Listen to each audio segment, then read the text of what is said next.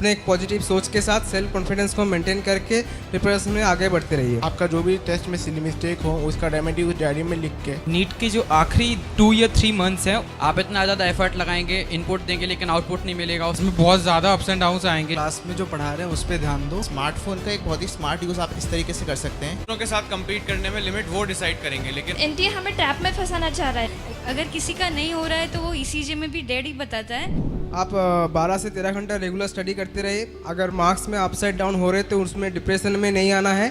अपने एक पॉजिटिव सोच के साथ सेल्फ कॉन्फिडेंस को मेंटेन करके प्रिपरेशन में आगे बढ़ते रहिए। Thank you.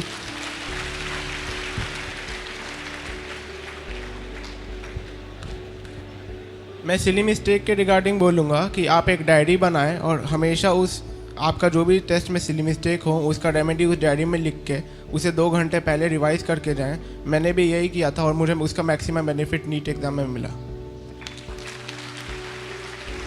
जब 12 से 13 घंटे बोले तो बच्चों बोला मैं क्या बात कर रहा है, 12 से 13 घंटा कौन पढ़ता है? पढ़ना पड़ेगा, ये एसेंशियल है। अगर ऐसी सक्सेस चाहिए तो पढ़ना पड़ेगा। उसमें 6 घंटे एलन के भी इंक्लूड है। हाँ, 6 घंटे एलन के इंक्लूडेड है। मैं कहना चाहूँगा कि नीट के जो आखिरी 2 या 3 मंथ्स हैं, उसमें आप ऐसा करने की कोशिश करिए कि हमेशा 2 से 5-20 के अंदर आप हर दिन हो सके तो एक टेस्ट दीजिए, या फिर उस टाइम ऐसा कुछ करिए कि आपका मेंटल जो एक्टिविटी है वो मैक्सिमम में रहे। तो आपका एक बायोलॉजिकल क्लॉक नीट तक आते आते सेट हो जाएगा कि 2 से 5-20 आपका परफॉर्मेंस लेवल मैक्सिमम में रहेगा। ऐसे आप नीट स्कोर बूस्ट कर सकते हैं। मैं कहना चाहूँगा कि आप हार्ड वर्क तो कीजिए, लेकिन साथ के साथ स्मार्ट वर्क भी कीजिए। आप इतना ज़्यादा एफर्ट लगाएंगे, इनपुट देंगे, लेकिन आउटपुट नहीं मिलेगा, उससे कोई मतलब नहीं। इसलिए hard work along with smart work will definitely give you success.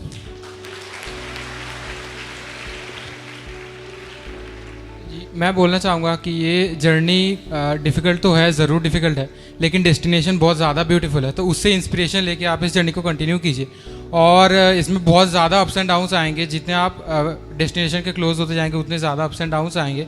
तो उसको अपने को ध्यान नहीं देना है, अपने को अपनी पाथ पे कंसंट्रेशन करना है, दूसरों के ऊपर देखना ही नहीं है। क्योंकि अगर दूसरों के ऊपर देखें तो अपने पाथ को नहीं देख पाएंगे हम।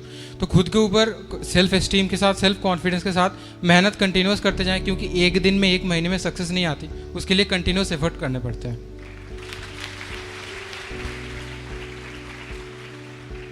मेरी आपको ये एडवाइस रहेगी कि आपको जब भी क्लास में कुछ पढ़ाया जाता है तो पहले आप क्लास में जो पढ़ा रहे हैं उस पर ध्यान दो।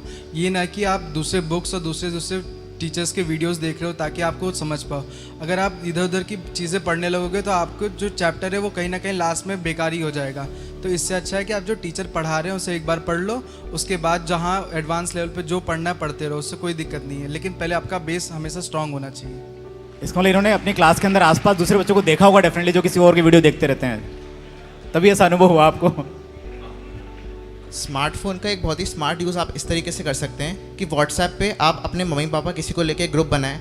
अगर उनको रखना हो तो रखें, नहीं तो उनको किक कर दें। और जितनी भी आपके माइनर में गलतियां हो, जितने भी आप क्वेश्चन अटैम्प्ट करते हैं, आपके जितनी भी गलतियां हो उनकी फ़ोटो खींचें, नीचे रीज़न लिखे कि मैंने इसलिए ये गलती करी थी, और उसको उस पर अपलोड कर दें। ताकि जब आपके नीट में 1 से 2 महीने बचेंगे, आपको सारे माइनर पेपर खोलने की जगह सिर्फ एक व्हाट्सएप ग्रुप खोल के अपनी सारी गलतियाँ देखनी है। और हर पेपर देने के, मान लो आप 2 बजे पेपर देने जाएँ तो कोशिश करें 1:30 बजे खोल के क्विकली आप सारे से ग्रो थ्रू हो जाएँ, ताकि आप हो सकता है उस पेपर में वो गलती ना रिपीट करें।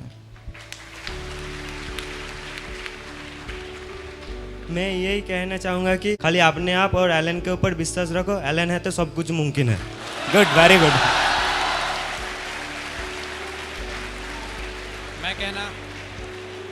मैं कहना चाहूँगा कि अपना कंपटीशन खुद से रखें, क्योंकि दूसरों के साथ compete करने में लिमिट वो डिसाइड करेंगे, लेकिन आप खुद के साथ कंपटीशन करते हैं तो वो लिमिटलेस होगा।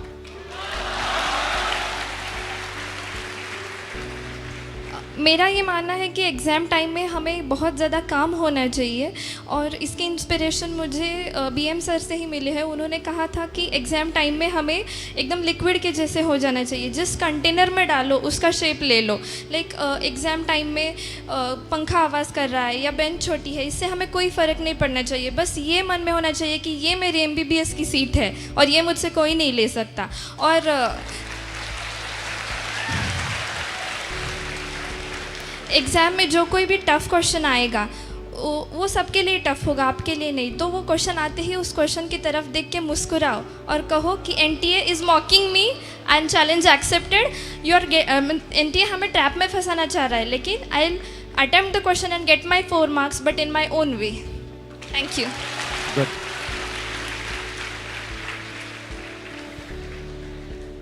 सो आपने सबने तो ग्लाइकोलाइसिस पढ़ा ही होगा, तो पहले तो हमें ATP यूज़ करना पड़ता है, बाद में ATP बन के आता है। तो ये सब जो भी है यहाँ प्रिपरेटरी फेज़ है और इसमें मार्क्स कम ज़्यादा होती है। ये अगर किसी का नहीं हो रहा है तो वो ECG में भी डेड ही बताता है।